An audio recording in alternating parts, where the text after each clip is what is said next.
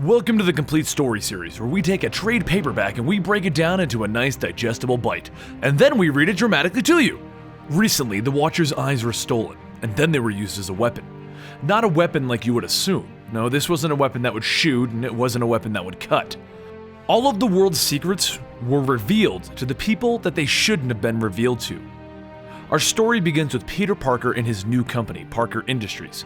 You see, Parker gained this company during the period in which Dr. Octopus was controlling his body. This was the storyline known as Superior Spider-Man. And the first thing that Parker does once he's in control of this company is he tries to find a way to capture and remove Electro's powers. Because recently, Electro's powers have grown to such a degree that he can't control them anymore. They're so out of control that he's actually hurting people, and no other villain even wants to work with him. So, the reasoning is simple. If Peter Parker can cure metahumans who are abusing their powers or the ones who think that their powers are a curse, then they can save them. Well, just as Parker is finishing up the work on this device, the call comes in. The call to go and meet up with the rest of the Avengers at the site of the Watcher's killer. And just as Spider-Man arrives on the scene, the killer holds up the Watcher's eye and he declares, "This isn't an eyeball, this is a bomb, and bombs go boom." All of the stolen secrets in the world return to where they belong. And Spider-Man realizes he wasn't the only one bitten by the radioactive spider that day all those years ago. There was a woman who was also bitten by that spider, and it also gave her his powers. The flash of a memory hits him with the exact location and the exact code to get into the cell where she is being kept, and it also lets him know her name. So Spider-Man goes right there. The location that she's being kept is actually from an old fight that Spider-Man had with a really old villain. So the location is just an old, run-down and unguarded building. And Spider-Man walks right up to her cell, and he says, "Cindy Moon, I'm here to free you." And she replies, "You can't let me out. Morlun will find me." But he ignores her, and he kicks open the cell. Then as she stumbles out, he begins to explain to her that Morlun is currently, but she doesn't listen, and she leaps on him shouting, "You killed us all!" And Spidey tells her, "Cindy, it's okay. I killed Morlun." And with the worried look on her face beginning to fade, she looks at him and she says, "Serious?" And he simply replies with, "Cross my spider heart." So she looks down, all nervous, and then it dawns on her. She's free!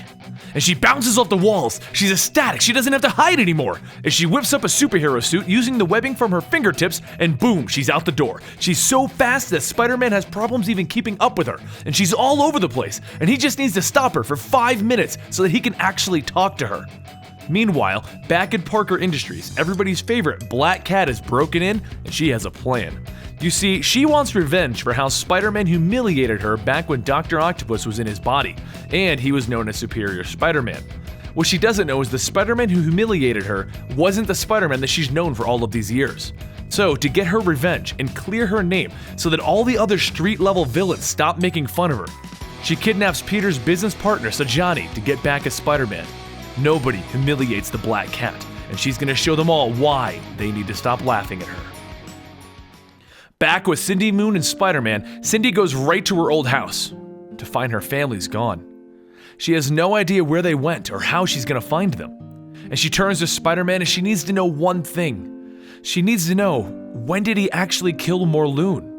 She's been locked up in that cell since the day that she got her spider powers, and she's been hiding from this one man, this man named Morlun.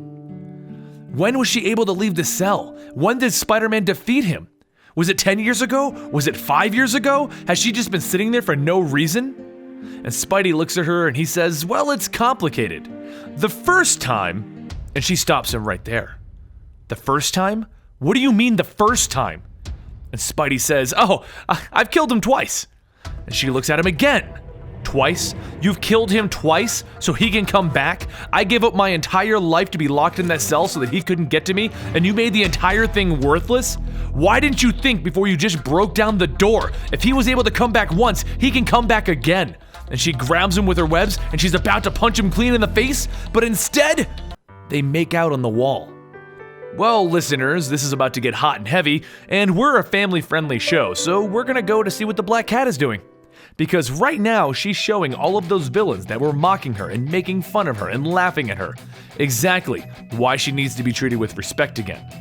because her new friend is Electro. The crime bosses of New York are rather scared of Electro. Black Cat has never been this angry before, and they're worried about what she's gonna do.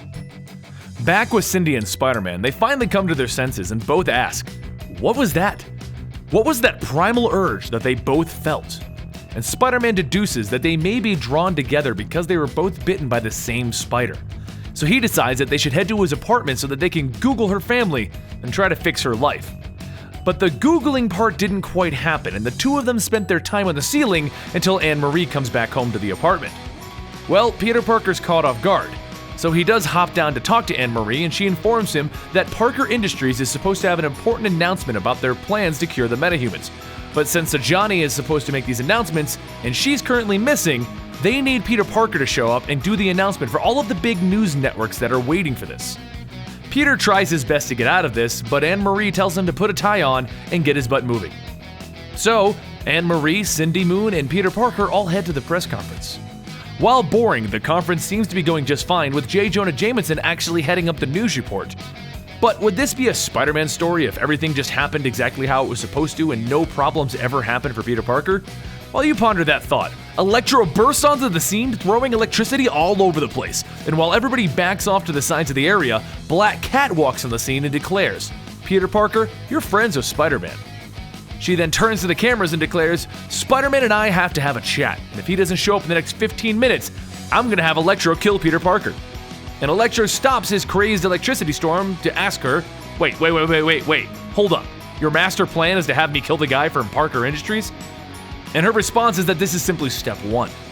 But what is Peter gonna do now? He's in a suit and he's Peter Parker, so he can't get Spider-Man here if everybody's watching Peter Parker. But folks, it's time for Cindy Moon to officially arrive on the scene as Silk, the new Spider-Woman. And while she distracts everybody with her costume of webbing, Peter Parker slips away. It's time for Spider-Man.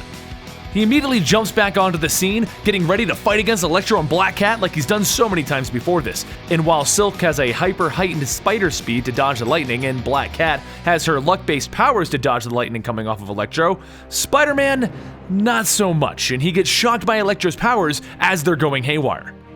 And Black Cat walks over. Her plan has finally succeeded. She's going to humiliate Spider-Man by unmasking him on national TV with the help of J. Jonah Jameson, who will finally get his credit for revealing the identity of Spider-Man. Oh no, the whole world is about to learn Spider-Man's secret. Except J. Jonah Jameson is standing in the way of Spider-Man's face, so nobody can see who he is. So with that opportunity, Silk webs up his face, grabs him, and the two of them get the heck out of this place. Spider-Man needs to recover from that shock. And without any reason to actually be there any longer, Black Cat and Electro also get away. So Silk and Spider-Man went back to his place where Anne-Marie was waiting for them to treat his wounds. But there's actually no rest for the owner of Parker Industries, and Black Cat and Electro have one more plan up their sleeves. Anne-Marie has Peter get back into his suit because tonight he's gonna need to demonstrate how his Electro capturing and depowering device works, and he needs to show it to the NYPD. So they all head to the location for the demonstration, with Silk and Spider-Man making out in the backseat like some teenage kids. But when they get there, they both find Electro and Black Cat are already there, and they're already creating problems by hooking Electro up to the machine so it can amplify his powers tenfold and make them more out of control. This way, everyone will listen to the Black Cat. This isn't a job for Peter Parker, it's a job for Spider-Man. But this time, he's gonna take a little extra insulation against the electricity storm of Electro, thanks to Silk webbing up all of his important bits. But realizing that Spider-Man is here to stop them again, Black Cat flips the switch that captures Electro, pulling him in all different kinds of directions, but amplifying his powers 20-fold. She's killing him. All of this so that she isn't the laughingstock of the criminals again. She'll get her revenge, and she'll kill Electro to do it. But Spider-Man can't let that happen. No one dies on his watch, and he uses the insulated spider webbing around him to hold Electro down and contain his powers, and try to pull him away from the electromagnetic pulses coming out of this trap. While he keeps Electro contained from being pulled apart, Spider-Man tries his best to walk Electro out of the machine. But it's too late. The electromagnetic gizmos in the electrode trap are pulling Electro back into them, and they're gonna pull him apart, and Spider-Man can't do anything about it. But luckily, Silk is here, and she webs up both Spider-Man and Electro, pulling them out of the device. She then makes a web pod to protect them from the electricity explosion that comes out of the device as it explodes in all kinds of directions. And that's it. Electro has been captured, Black Cat has been accepted by her criminal peers again by removing Electro from the scene, and Silk moved in with Peter Parker until they can sort this all out. And Parker's company continues to excel. What could possibly go wrong for Peter Parker and Spider-Man at this point? But there's one thing that we mentioned earlier that seems to have vanished from our story, hasn't it? Silk was locked up to prevent Morlun from finding her, right? The same Morlun that Peter Parker has already defeated twice. Well, she's free now, and Morlun, who is alive, can smell the Spider Bride from his home. His home that's across a dimensional barrier. His home that is on a planet with 2 moons. I think it's time for the Spider-Verse event to happen, because Silk is a central point to that. Thank you for joining me for today's story, and if you enjoyed this video, please give it a like and share it with your friends. I'll see you guys next time right here at Comicstorian. Is very weak compared to most everybody else in the Marvel Universe. You're 100% right. I mean, hope. With great power comes great responsibility. And she's like, I don't know what that means. Spider-Man, Spider-Man, does whatever a spider can. and Peter Parker says that he knows what the code is, but